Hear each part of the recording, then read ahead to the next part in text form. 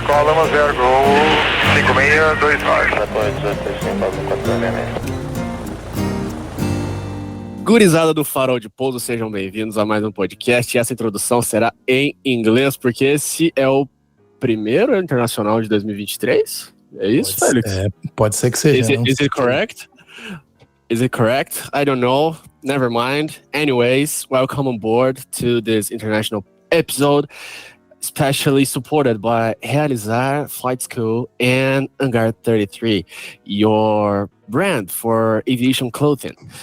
And feels different to say that in English, right? Yeah, feels strange. I struggle a little bit. But anyways, moving direct to the point, we decided to record this episode like 30 minutes ago, maybe. And it's quite funny, right, Felix? Yeah. In 30 minutes, we met each other, and the guys are here to talk. Exactly. There was no podcast until like basically 1 hour ago. I went on my Discord account and I found this guy's link, and I've sent the message and say hello and started chatting. And it's like, I have to acknowledge you for your work and blah blah blah. So yeah, you have this podcast back in Brazil. Yeah, Brazil, nice. Yeah. So are you? Yeah, if you think it's interesting, we'll be interested to join. He said yes, and I'm free today. I'm free now. So I said, wow, let's put people together and we start. So we are. Here we are, and together joining us today, we have Claudio Fonseca from Flight Level Change, and Caio Krause is there as well. And welcome, a very, very warm welcome to Mr. Mike and Sasha Rapp. Say hello and welcome to our podcast, guys. Hello. Hello, nice to be here. Thanks for having us. Sorry for the short notice. I really didn't give you much time available here, but you have our attention here today, and we're glad that you reached out.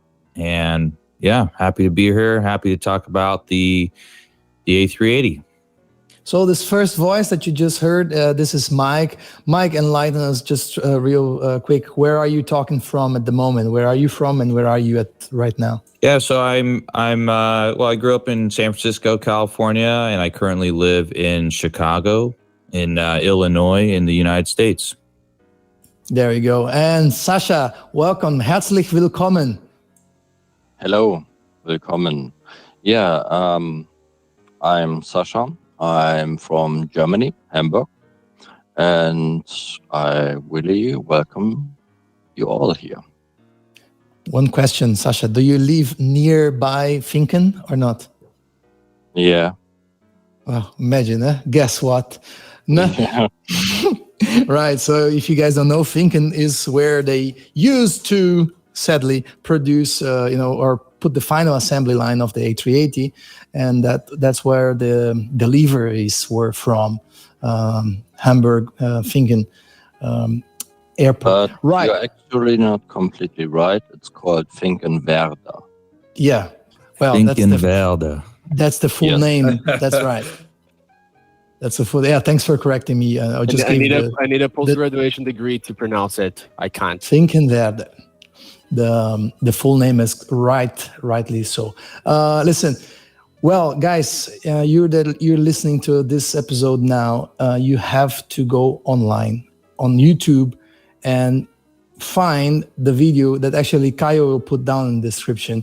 And this video came out on February 6th, and it happened to be a very special date for me when I saw it. And I just went, wow, I have to talk to these guys and welcome them to the podcast. So, Mike or Sasha, who wants to start talking about the project that you guys are doing and explain to our listeners, please? I think I let this up to Mike. Yeah, that's fine. So the A380 project is it's a passion project, as I've read many people have pointed out on the YouTube video we recently posted. It's been a long journey to get to where we are now. The A380 did not used to look like what it looks like now. It used to be just a couple of blocks. Like, it just looks awful. It looked really, really terrible. And to get it to the point where it's at now that you can see in the video has taken a tremendous amount of work. Not just from myself, but from many other people, and not just from Repsol, but many, many, many other people. There are, 200 plus developers in the fly-by-wire team, on the A380 team. In terms of developers, there's a handful, but many are joining in on helping us to create this airplane. And it's just it's a project of love. And for me, I was asked to join the team, not for the A380 at all. Actually, I joined the team doing textures on the A320. So the A320 textures that you see are also mine, and they have been improved over time. And it's still not at the level where it should be.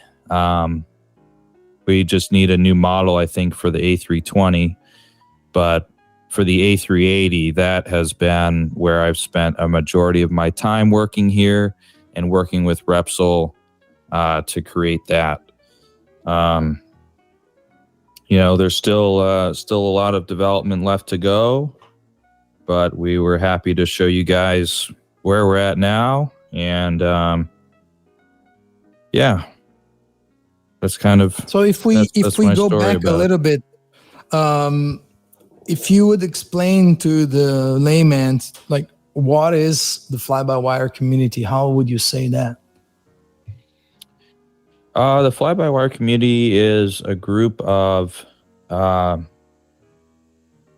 many, many people passionate in aviation who are fans of freeware products.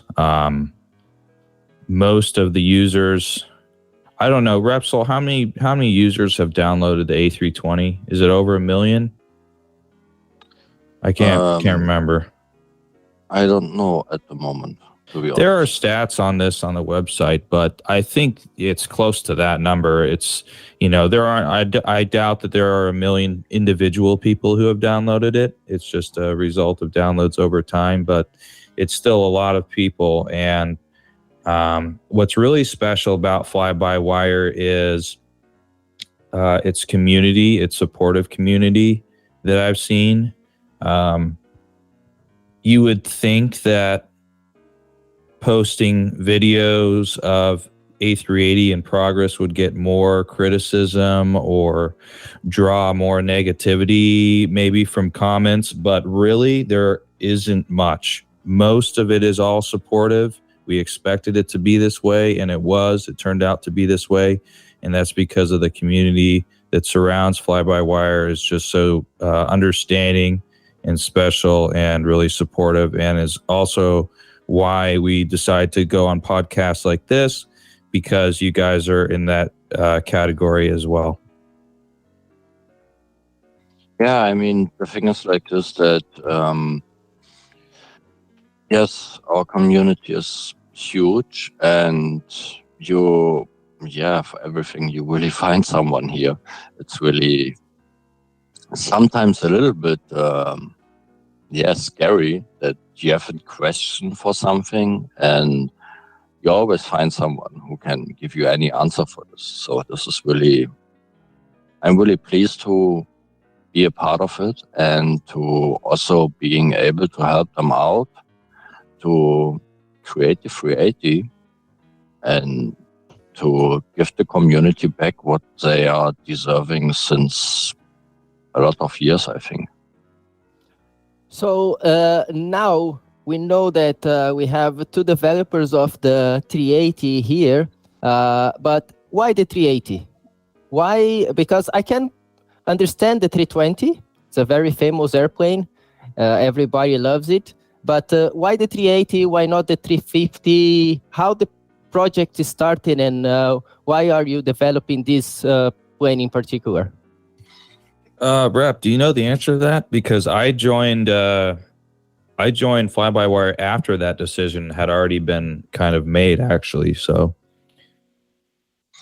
Yeah, I mean, I really have not a clear answer for this because, yeah, I was also joining when the whole thing was already ongoing.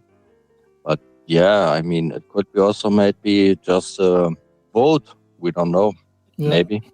Well, that's a So- good question. So we see if someone in the community can help us and not provide a lot of criticism. For sure, they will. Someone might. But if I could give like my little humble, educated guess, I think possibly because it would be logic to get the 320 and enhance it to, well, let's go for the biggest and remarkable airplane that is. So, and we do have other 350s on the market. So on our briefing here, we're just talking about it. And we don't see much of good quality 380s around, and I don't think there is. So we know there is 340, and I particularly use 340. I use the 350 as well. But maybe when they were talking about it, someone said, well, we should go for the 380 because there is no, as Sasha was saying, right? If you don't have it, why? So let's go there and let's do it. Maybe that's what they did. Yeah, so for me, I just could say how I would decide if I could decide in the beginning. And for me, it's like, I love the 380. Really, it's huge and honorable work from the engineers, what they did.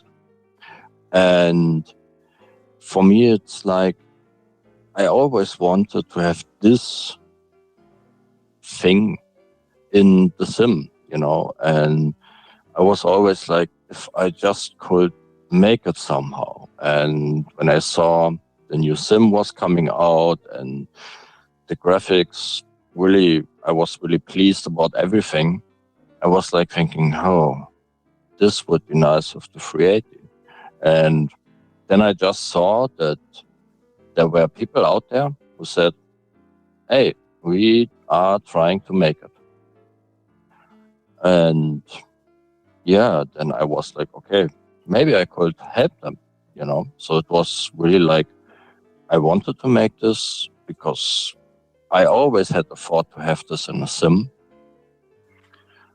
with, a really good appearance, that it's really looking like you are in there, So you really feel more immersed. And yeah, then I was speaking with them and saying, hey, maybe I could help them or with this or that, because, yeah, I'm used to work with 3D programs. So, hey, let's see. And yeah, I would say I would never regret it.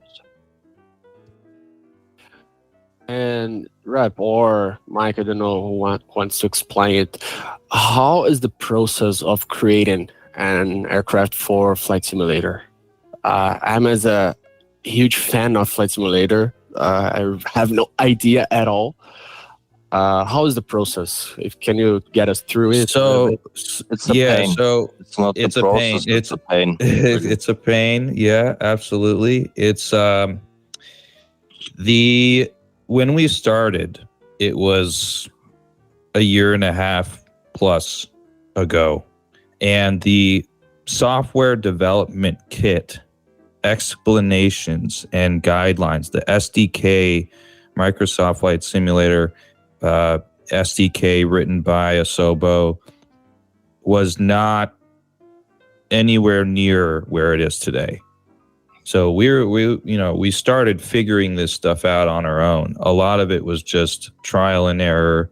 How do we get the engine blade spinning? I have no idea. Let's try and solve that. Do we need to make a blurred texture? Can we spin the object around a whole bunch?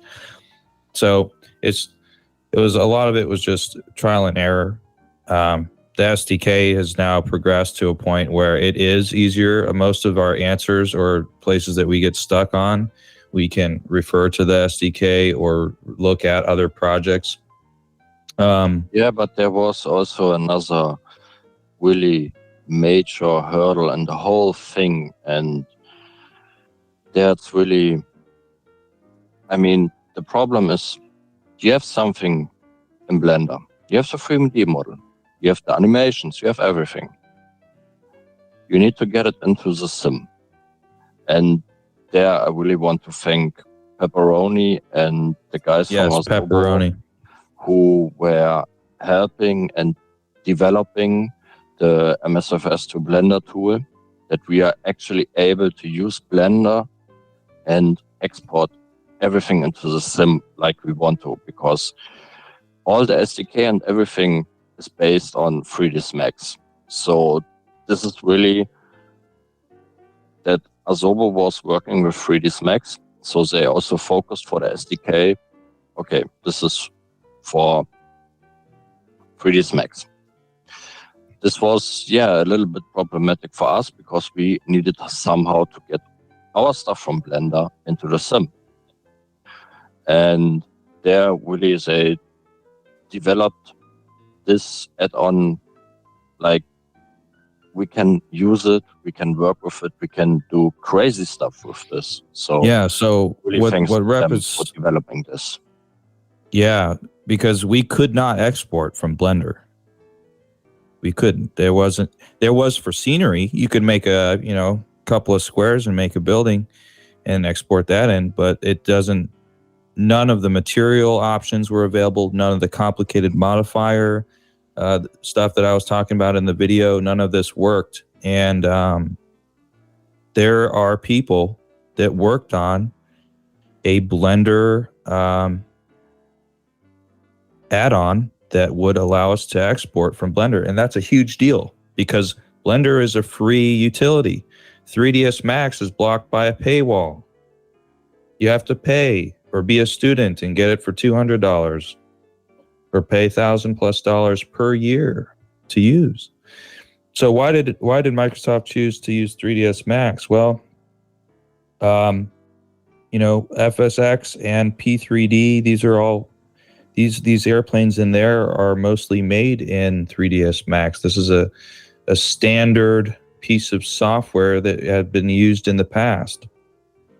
And why they, I'm hoping, we're all hoping that they continue to support a Blender exporter and hopefully can make an exporter that works, that's provided directly from Microsoft, which would be absolutely wonderful.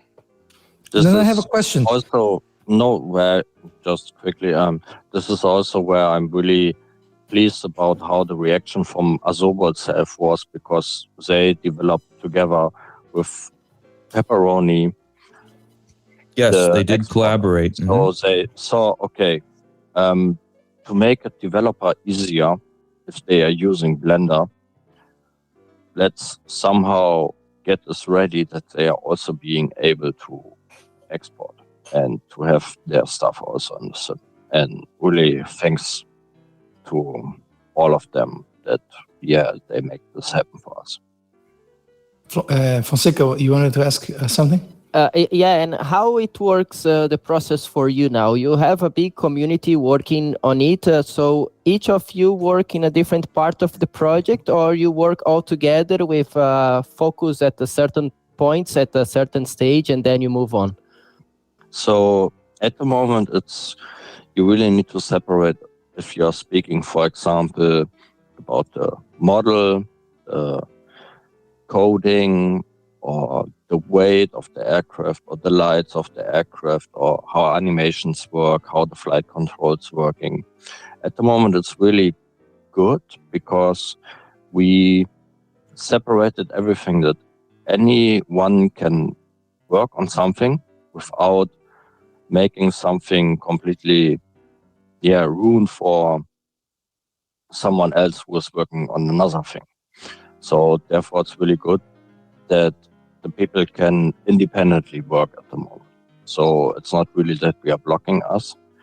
And there also it was really necessary to have, for example, the complete 3D model done, because otherwise things like flight controls or weight or wing flex or anything couldn't be implemented. So therefore, this was a big thing that we had this done to let the people from there on put the systems inside, because they were able to go in the sim, start the sim, being in the aircraft, being in the cockpit where stuff is working, like the throttle, like the switches and so on, to let them being implement the code and being able to also use it in the sim. Yeah, so what Repsol is describing here is, remember how FlyByWire started? An A320, right? And that A320 was already existed, right? It was made by Saiba. It was in the sim. And they took what was there and improved it. But there was a model. There were animations that were present. And so we're at the point now where we're in a similar spot. The model is there. The animations are present. How can we improve it now? And so we now have a similar starting point to where that A320, where we were when we started with the A320. Does that make sense? So now we have that model that's there. And what's really cool is that we use GitHub, which is a software. It's really made for software. It's called Git. And it's fantastic because everyone can download not everyone, but a developer can download the A380, create a separate branch, like a separate folder with a personal A380 that they can change all the files, mess with it as however they want. When it works on their end, they can upload it to the master branch. It has to pass a series of checks and reviews. And if it's approved, it gets merged into the master copy, which everyone is now accessing. And so we're seeing this, the progress ramp up, and that's what makes me kind of do this video and get excited about it, because this process is ramping up big time. Mike, actively, how many developers are working on the project at the moment? I'm not sure. I'd have to look. I want to give you an accurate number. Rep, do you know how many? Roughly, like ballpark figure? I would say something in between 20 and 30 people. I would say, 20 to 30. Yeah. Yeah, that's good enough. And I would say some people would be sometimes more into doing it, or sometimes they have other priorities. So exactly. Naturally, they go in and out. The good thing about us is really,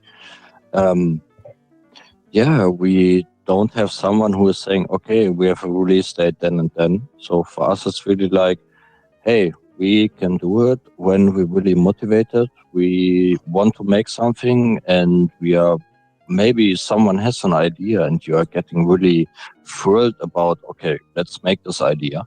And then you're sitting there spending hours per day or per week.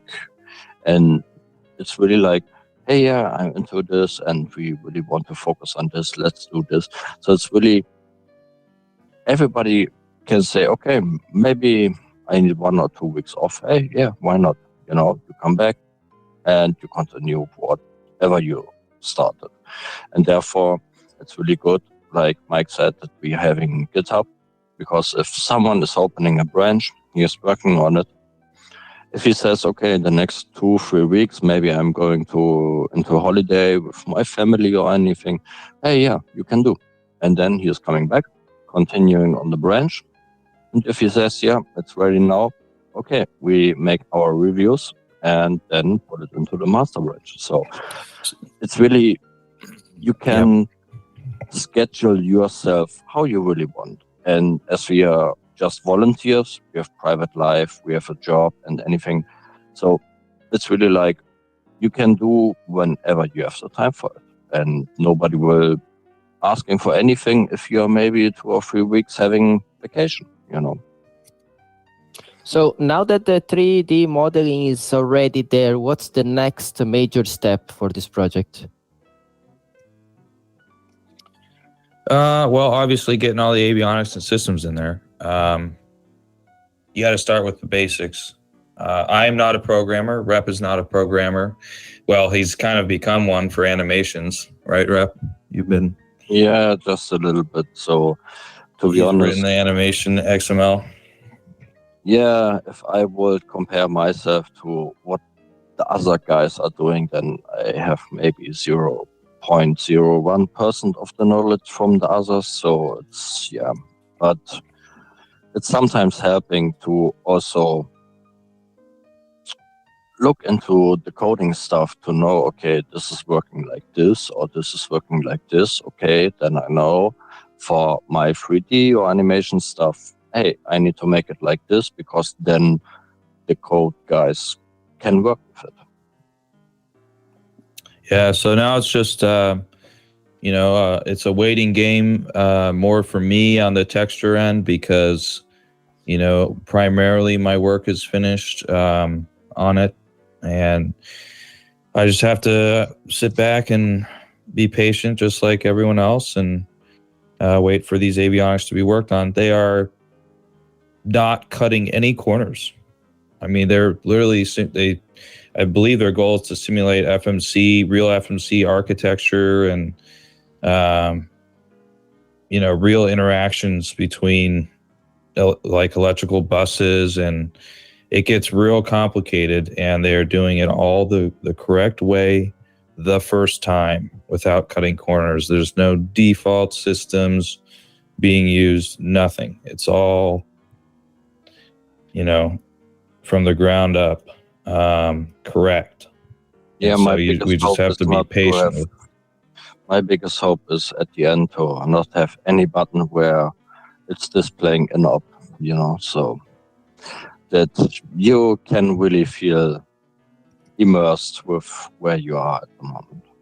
Okay, the only button that might be an op rep is that video, is the outside video thing, because they asked Asobo about it, and I think we were unable to get that working. Yeah, but Mike, there are a lot of things where we said it's not possible to make. I know, it's crazy. But yeah, I mean, this is really a thing where you are staying in front of a wall where I might be not able to break it somehow, because this is really something would need to be, distributed via the engine. Otherwise, it's really impossible to have a second camera somewhere.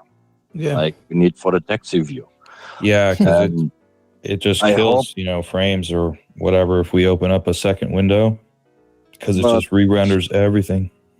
Yeah, but for me, I really think that, Asobo, when you also see the community of Asobo, they are really trying to be more into the community, to getting feedback directly from the community, and somehow to act into this. If they have their request lists where the things are there with the... Oh yeah, the upvoted list, Rep? Yes. Yeah. This is, you can see really the need of the community. And I also know that this is on this list. So at a certain point, they really will treat this point and maybe, hopefully, give us a solution for this. Yeah, I think Asobo already worked on a couple of things that the community was asking to. And if I'm not mistaken, you were talking about like a taxi camera or something like that, right? Exactly, yes. Because this is one big thing in the A380 and also in the 350, that you have taxi cameras. And at the moment, you are not able to use them because we cannot put a second screen inside. Yeah, I think that's a big thing, because the only one that I've been seen working on the simulator so far was the PMDG on the 777 on the Prepare 3D, and even that one was a bit hard for the computer to process. But now that this developer is expecting to launch the 777 there, maybe Asobo will work on that as well, and then you can take some advantage of this project as well. Yeah, for sure. You can see that the explanation why, as you said, like it kills because it has to render twice, right? Right. I have a question, like coming all the way back to the initial development of the 3D models. Like, how was it for the community to get all the measurements of the whole airplane? You know, like and angles and you know, both from inside and outside. But when you look at the shape of both the interior and exterior, everything looks really, really perfect. How did you guys did it? This is, to be honest, hours or days looking. Days of work. It's really, you have to, see pictures, and not just one or two. It's really like, you need to see everything from every angle. It's really like that in your head, somehow you're making a photogrammetry of this. Because then you really know, okay, this is there, this is there, this is there. And it's really sometimes, I don't know, but Flickr, I think I was the best customer for Flickr in terms of looking on pictures, you know. So it's really, there are people outside. The website rep, the Flickr website. Flickr. So there's one guy on Flickr where I really want. Oh yes, I'm very thankful to him for textures. A380 spotter. Just go on Flickr. Go on A380 spotter. And what you are seeing there is really, this is the perfect thing for knowing how is it looking. It's really, I know maybe all of his pictures. So it's not a picture where I would say, oh, this I don't know. No. And this is really helping you because you can see things from different angles. And so also for the texturing, it's really, you see the different variants of this aircraft. You see the different age of this aircraft. And it's really, okay, you know, we need to make this. We need to texture it, how we can make it. And therefore, those pictures and his complete gallery is, this is really, he was really helpful. I just came online here to check, and he's got this gallery, his albums of, like, there is one, it's in French, but it says like the birth of a 380. Yeah. And I can see the texture that you guys use. Maybe it comes from this one, right? Yeah, absolutely. Yeah. So the exterior textures, especially, you know, referencing MSN numbers that were, you know, before they were painted, before the A380 gets painted, it looks weird because you can see the actual exterior materials. All that information, that's all from Flickr. I have no personal references to any of that stuff. I just can take what he has and visualize it and make it work on our model. So beautiful. Would you guys say that most of it was like eyeballing stuff and a lot of. Yeah. I mean, for a Absolutely. lot of things, it's for the best example is the cockpit, because the cockpit is a thing where if you are 1 or 2 centimeters off, the whole immersion is completely off.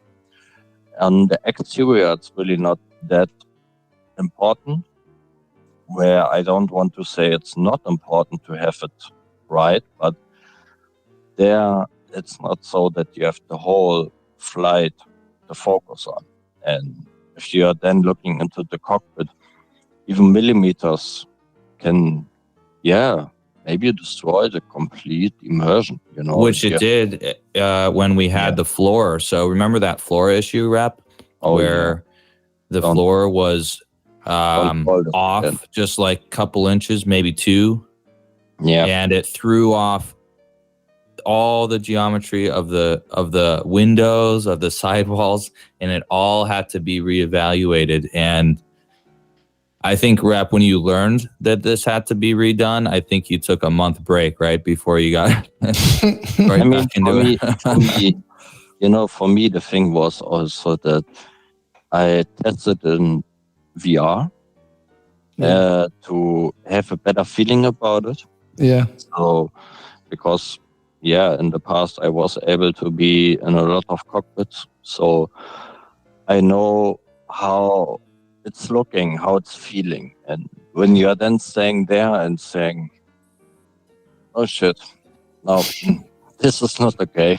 It's not feeling like I'm used to it yet. Then it's really like, oh yeah, okay, let's see. So I actually waited to go into VR in this flight deck until I was done with the textures. And then I ordered one of the VR headsets. Which one is this? HP Reverb. Mm-hmm. Yeah, you have the G2 like me.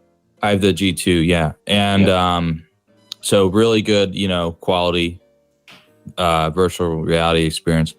And so I felt like I was in the real plane. It was crazy. I mean, the leather materials, everything. I was just shocked. I felt like I was sitting in the real plane. And when you have the side stick, you know, in the right spot in the real world, you know, your joystick positioned in the right spot, and then you look down in VR, and then you can, you know, grab and touch the throttles where they actually are. It's crazy. It's a crazy thing, okay? I had never experienced this until I tried it in the A380. It was really crazy. So I can't wait for other people to try it. It works in VR performance-wise, no issues. It's really, really neat.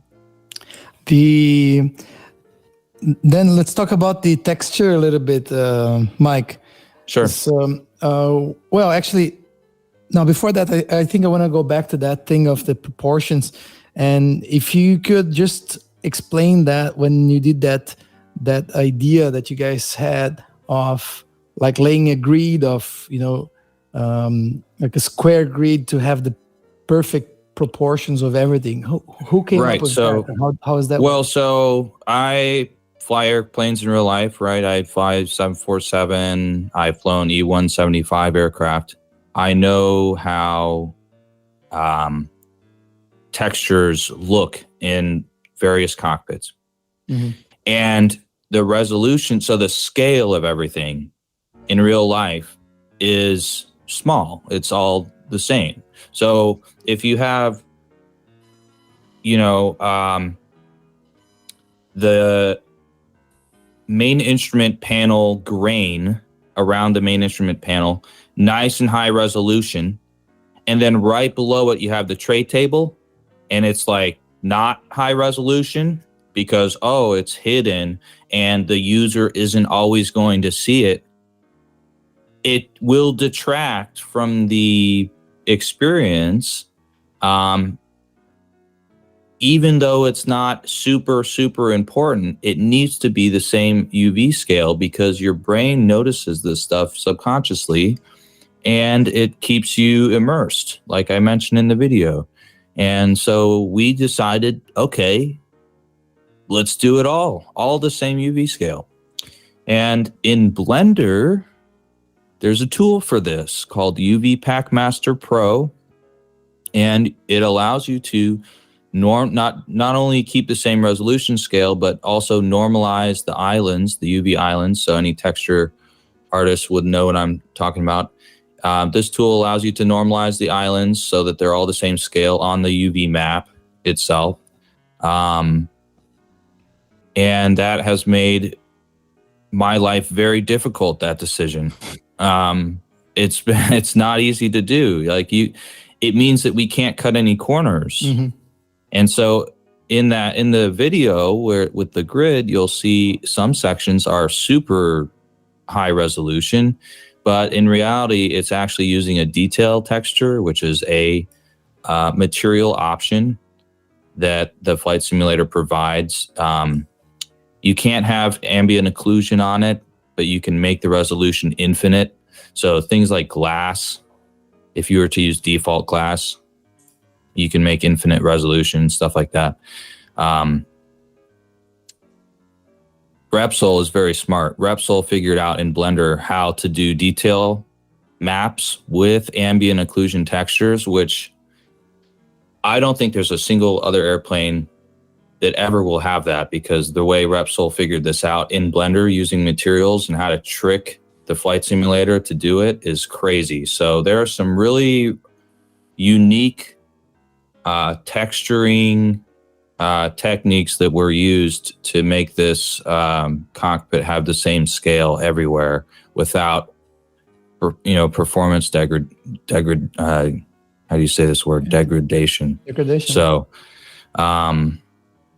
it gets pretty crazy what we've managed to do. In addition, Substance Painter is used to texture the cockpit. Substance Painter allows me to also make sure that the resolution scale is the same.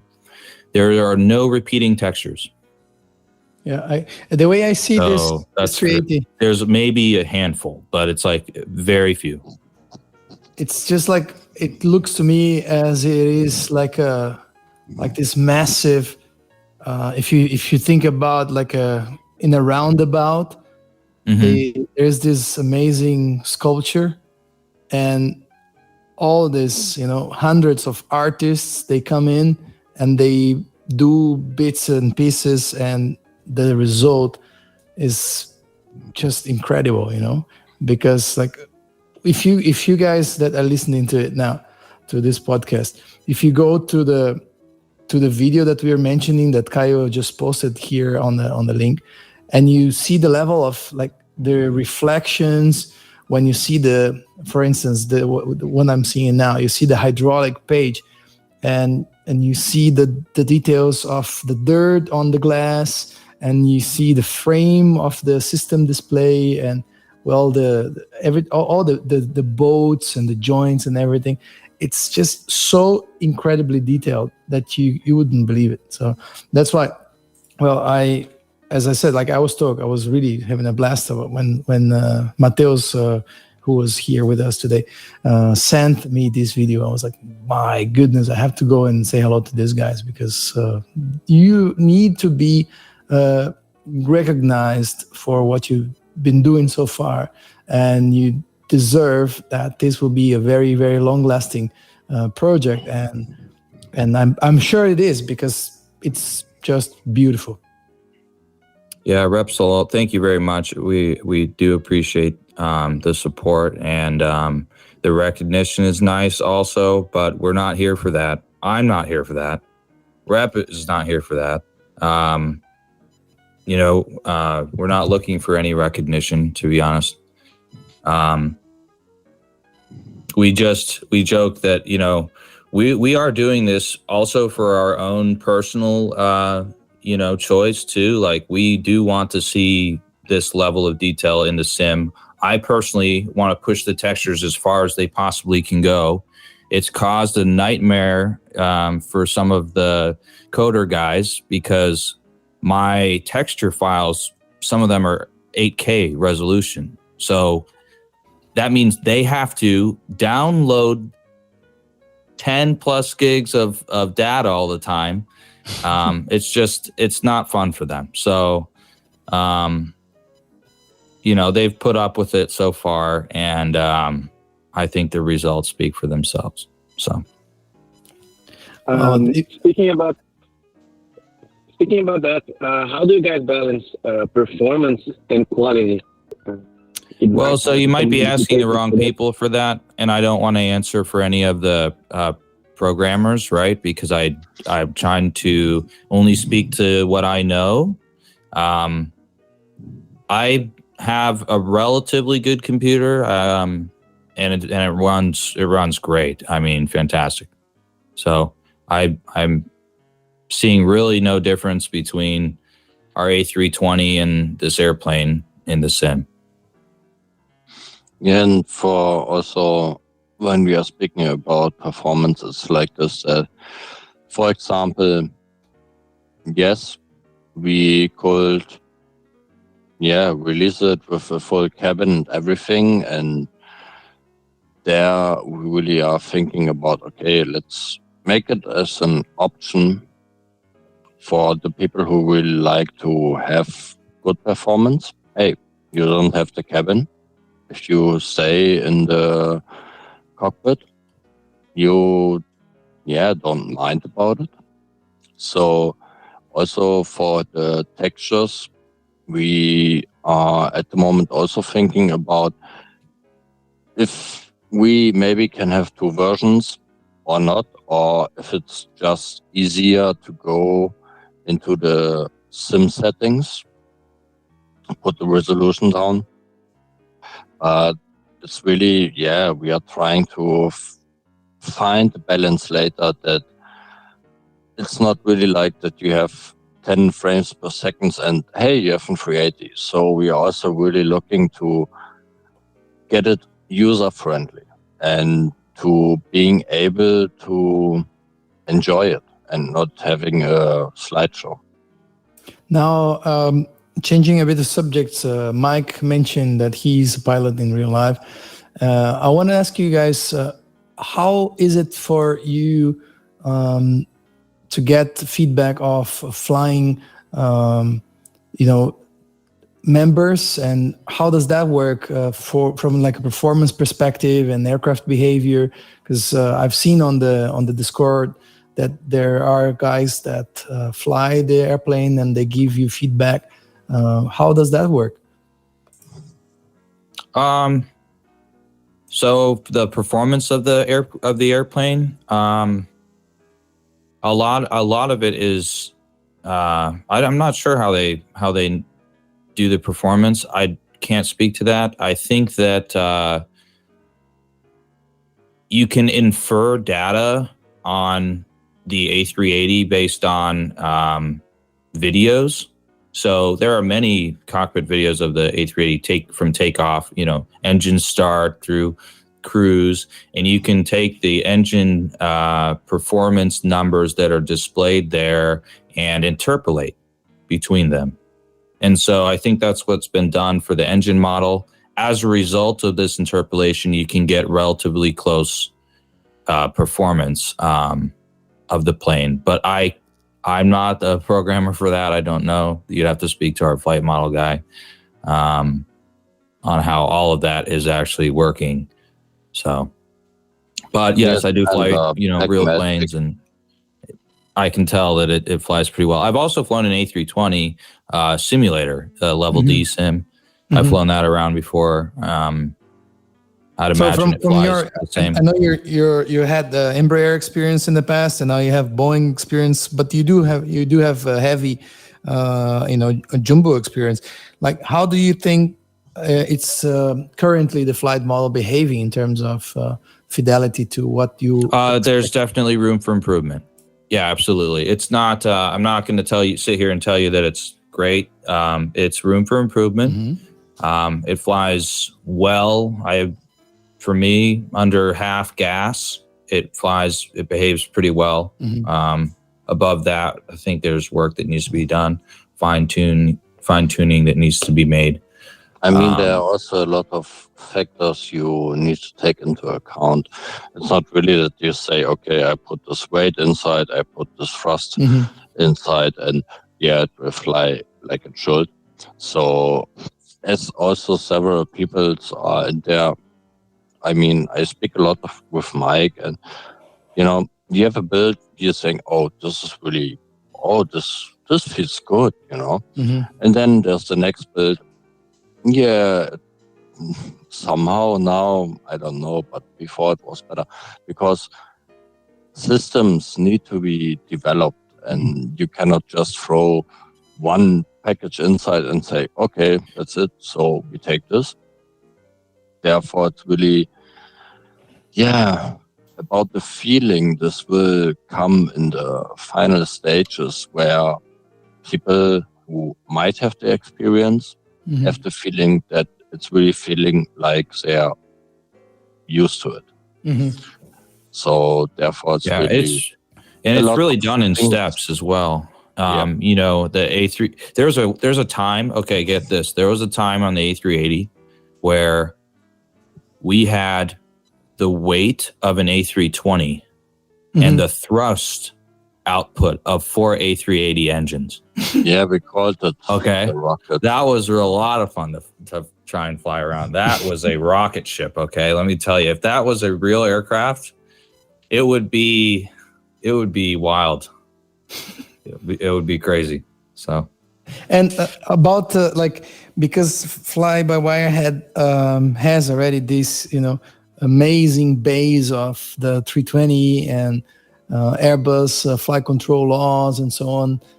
Well, I know it's you've been very clear about it's not your realm of work, but do you think some things from the 320 they are already built into the 380 for like bank angle protections, angle of attack, and stuff like that? I mean, the thing is like this.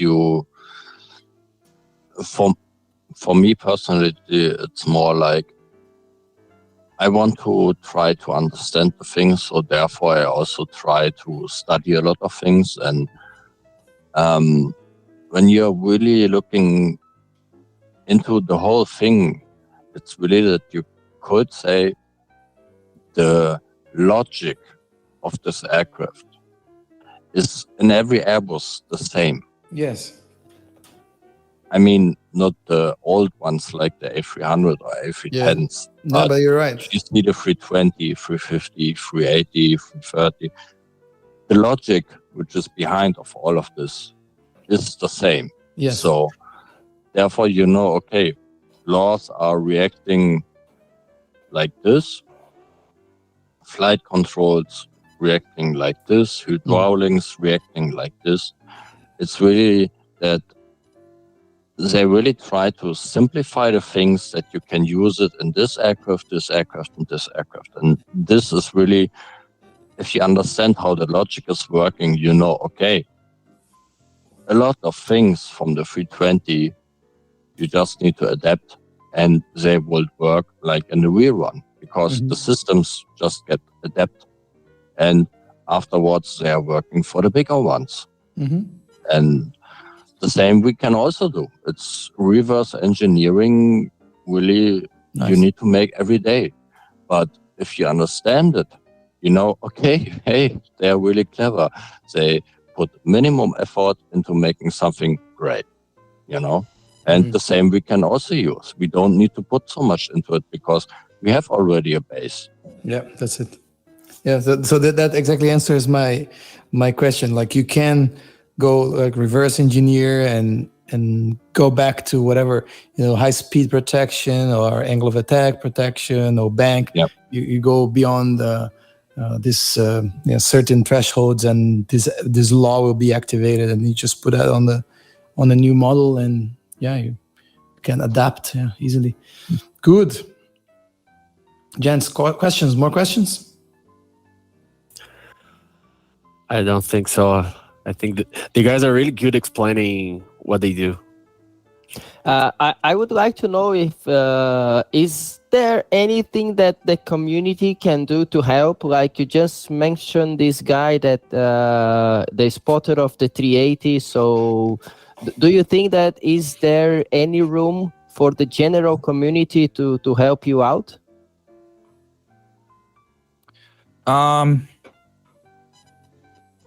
I don't know if anyone flies on an Emirates A380 and can take some photos of some cabin interiors. That would be cool because I love the cabin interior on that. It's probably one of the best looking first class. So if anyone has the fortunate experience to go and sit first class on an Emirates A380, that would be nice. I don't have any high resolution, data on that. So, and also everybody who is passionate in aviation, in sim, and maybe can somehow help us on this journey, on this development. I mean, everybody is welcomed who can, To get involved, it's real simple. You just go on our website, and we have very easy step-by-step explanations on how to download the A320 GitHub repo is what it's called onto your computer, how to create your own branch, how to start working on it. To understand our workflows, you need to first start with the A320. If you can start with the A320, download the GitHub repo, make a clone of the master copy, create your own branch. It's pretty basic, and it's not as hard as you would think. So if you know anything about programming, please give it a shot. We have good directions, www.flybywire.com. Really good, easy instructions on how to get started. Once you understand the A320 and you're comfortable with our workflows, reach out to us. See if there's a problem that needs to be fixed on the A320 and you can fix it and you're successful, reach out to us. We'd love to have you help us with the A380 programming. If you're interested, just go on our website and start there. Join our Discord as well.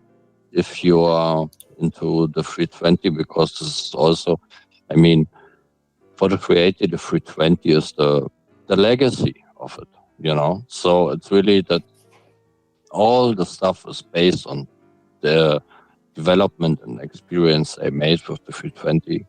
So if you also want to help out with this, you're really welcome to us, because this is also helping in the end the 380 development. So there you go. So that's how people can participate and bring more and add more value. But like at the stage, all we can say, even though you're like, I know you're not looking for recognition, but we have to acknowledge you for such a good work, and we only cannot emphasize enough that keep doing what you're doing, you and all your colleagues and friends, because, well, the same way as we are talking now, right? So those are the things that you do that will last forever. And yeah, here and there you become friends. Like you guys are, met each other, and Mike hop on a staff ticket and goes all the way across the North Atlantic route to go and visit Rab, Sasha on the other side, right? So that's what makes life interesting, and both on the virtual and real world, because they are so intertwined, and they are more and more connected to each other, because you guys do such a great work that you can immerse in the virtual cockpit and you really feel like you're in the real world. So we here at Farol de Pouso, we started this community as well, a virtual community, and of course we don't do nothing as magnificent as your job, but in the end I became friends with João, and Claudio Fonseca has his friends in the community. So once again, on behalf of the Brazilian community, both regarding the 320 fly-by-wire and the new upcoming 380, we have a big thank you to say. That's it. Obrigado, right? Yeah, thank you so much for having us on the podcast. You got it. On the podcast, and we'd love to be back on, and if we have any other significant updates, or if you have any other burning questions, just reach out to us again, and we'd love to be back on the show. Yeah, absolutely. So once we get the final expected date, when we release it, please, we'd like to have you and some of the other guys from the Flying Bits and programming. So we have a big party of the Fly-by-Wire team, right? Yeah. So I think for the release, I think we will maybe just know it 1 week before. I really have no idea really. This is. But I think at the moment for everything we are on a good way, and we are really thankful for everybody who ever contributed in this project or in the community. So